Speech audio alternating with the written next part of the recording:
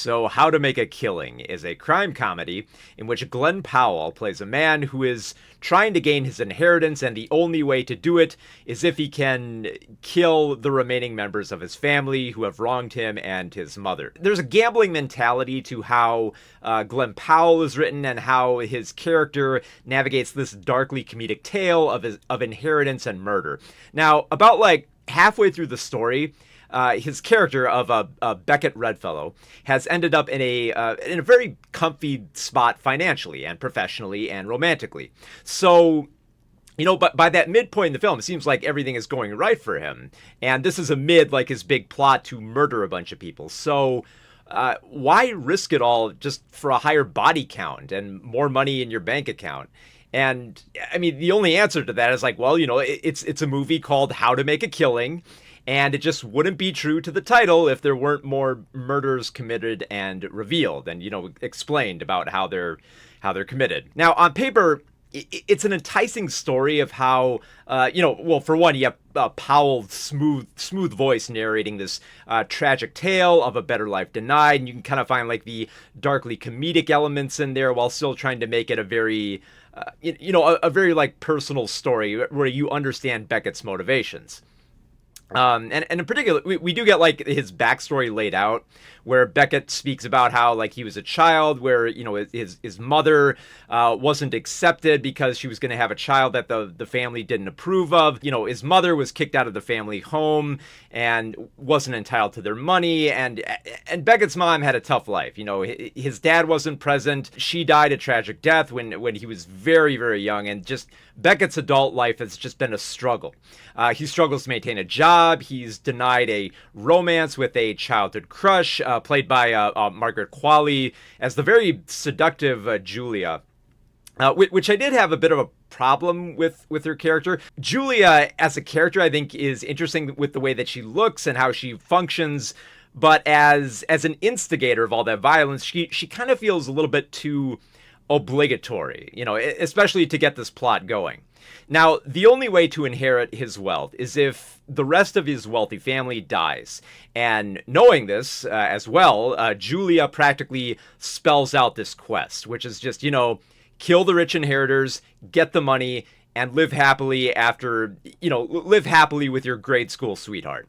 The most immediate comparison for a film like this is going to be Park Chan-wook's No Other Choice, which if you're familiar with that film, that was the movie where a upper middle class guy loses his job, and the only way to find employment again that can keep him in that in that wealthy state where he can afford a home is to murder the competition. And I will say, like, if you're expecting that from How to Make a Killing, you're not going to get it. Like, No Other Choice was funny, but it was funny in a much different way. How to Make a Killing feels like it's trying to be a very conventional dark comedy in the way where it just kind of feels like it's kind of just setting up the kills to be easy to accept for their absurdity. And that's where I think the big problem is when you frame the characters like this. It's not as clever.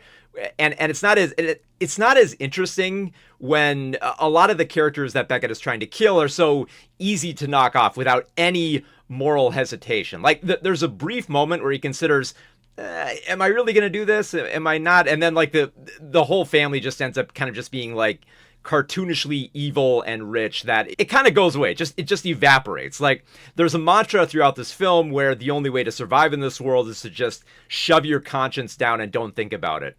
And that would seem like a big battle that Beckett would have with himself, but not really here. Like the targets that he has to knock off, they're not that hard and they're not that likable either. Like you have a party animal called Taylor, played by Raph Law, who is just, he favors like the party lifestyle, and he throws money at people. He mocks people for how much richer he is than them, and he's a mess. He gets drunk, and just killing him is really easy, as it turns out.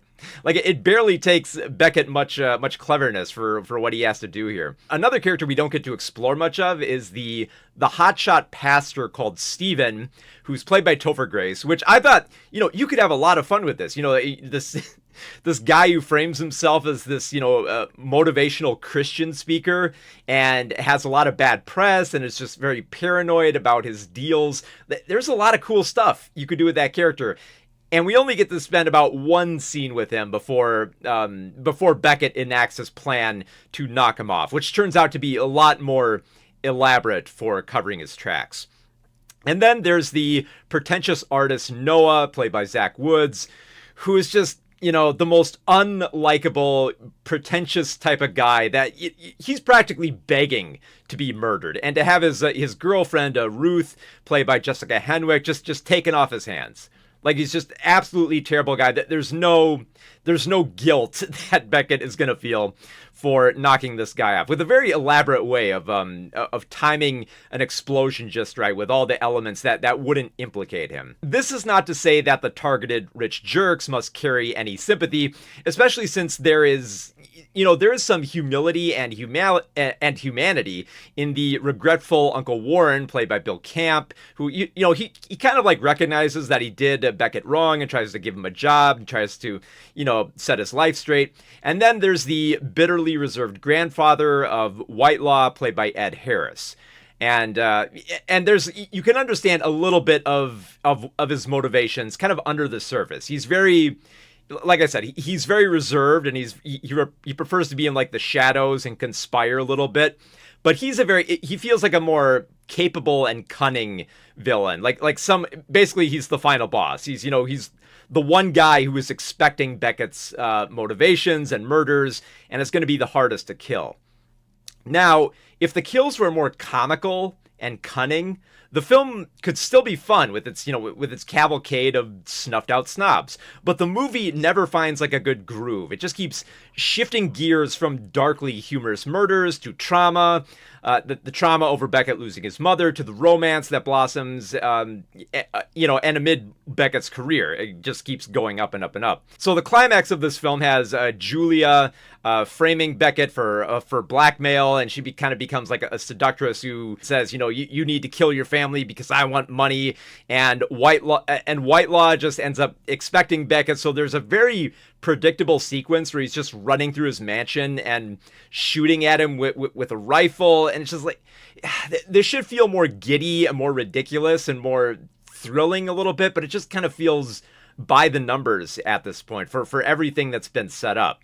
Now, for as much as Beckett narrates the story by trying to stress the tragedy of it all, he sure does get lost in the details, and not always the ones that matter when it comes to, to finding the funny when it comes to murder. Like, as the film wraps up, Beckett's story has, it does have some dark notes, but there's an unresolved notion with Beckett's mother dying, and she has like these last words about how you need to keep going and find your happiness.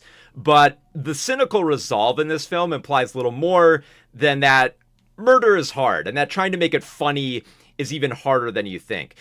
Now, don't get me wrong, there are some good performances here. I kind of like when Glenn Powell is scheming and how he lays out all these different murders, but it never feels like there's a balance of everything here. It always just feels like, okay, here's the moments where Beckett is finding his romance, and here's where he's, going up in the corporate world, and here's the scenes where he's setting up the murder, and here's the scene where he kills. I didn't even mention all the family he has to kill here, because a lot of them are just briefly mentioned for like a minute, and then they're knocked off like nothing.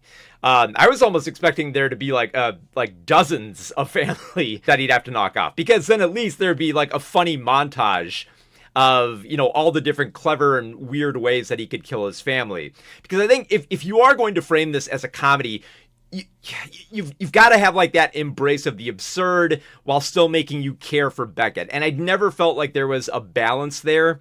And it just kind of ends as like I don't know, I guess Beckett, the ending is very bitter in how Beckett kind of wins and kind of doesn't, but it also doesn't really feel like it taps into any central theme about murder and greed. It just kind of feels like Beckett just kind of ended up as a victim when it really doesn't seem like he deserved it as much, given everything that happens to him.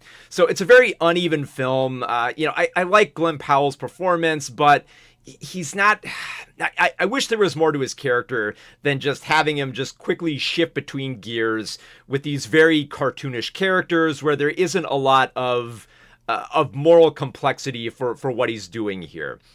It just feels like, and a lot of the dark humor is just trying way too hard to find the funny here with these very like cartoonish rich people who die, and it's like, yeah, I'm not rooting for them, but like. If they're that cartoonish, then I don't really, care whether or not Beckett pulls the trigger on a lot of these people. Save for Ed Harris's performance, which I thought was pretty good for, being that kind of like conspiring villain. Everyone else just kind of feels like they're kind of on like they're in their own little lane here, and they don't try to like be anything more than that. How to Make a Killing is just, yeah, it's a very underwhelming dark comedy. I wish there was more to like about it. Like, I wish there was more of a balance with Beckett's character and the many murders that he commits and the targets that he has to, I wish there was more strategy and more humor that was going on with his big plan to murder his way into millions, because that's essentially what the film is trying to do, and I don't quite feel it does it. It never finds that momentum to be horrific and hilarious at the same time. So yeah, I was very unimpressed with How to Make a Killing.